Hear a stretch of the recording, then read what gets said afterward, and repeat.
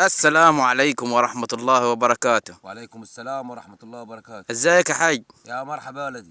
معانا أحد المواطنين الغلابة محدودين الدخل، رزق يوم بيوم.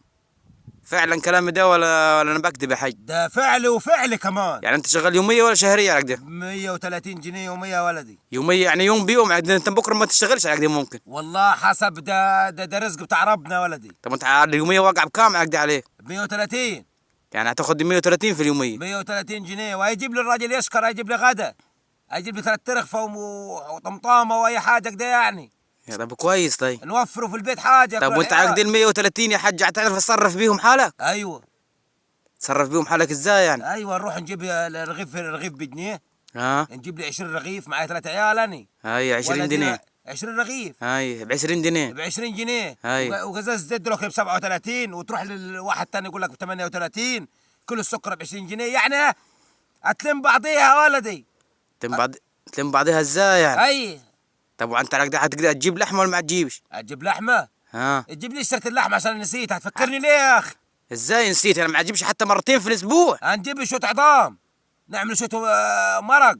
ما تعمل ملوخيه؟ العيال بيهم تعمل ملوخيه ناشفه. انا اعمل ايه طيب يا ولدي؟ هاي. نروح فين ونجي منين؟ انا ما ببصش على نفسي. ما ايه؟ في ناس ما فيش خالص، ما لقياش. هاي والله يمكن قادر تشتغل، ما في غيرك ما يقدرش يشتغل. نشتغل وصحتي فيا والحمد لله، بس في ناس يا جماعه ما فيش لقاش والتجار شغاله. طب انت على كده هتوفر كام من ال 130 يا حاج؟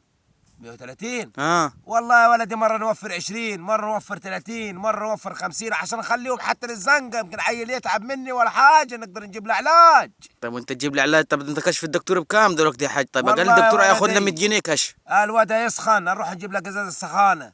هيتعب يعني ممكن. انت هتجيب عشوائي على قدام الصيدليه. انا اعمل ايه طيب؟ ما اه. عنديش، ما معيش حق الكشف يا ولدي، ومفيش دلوقتي كله تروح اقول له سلفتي يقول لك على الله ما فيش. احنا طالب غير حاجه واحده يا ولدي. اتفضل يا حاج. الصوت ده يوصل واي حد يشوف الفيديو ده يعمل له شير. يا جماعه معناش غير حاجه واحده نقدر نعملوها، الدعاء الى الله انه ربنا يفرج علينا ويتوب علينا. والسلام عليكم ورحمه الله وبركاته. وقوم من قدامه عشان خاطر نلقى لقمه عيش ناكلها. توكل على الله ما تخربش بيتي.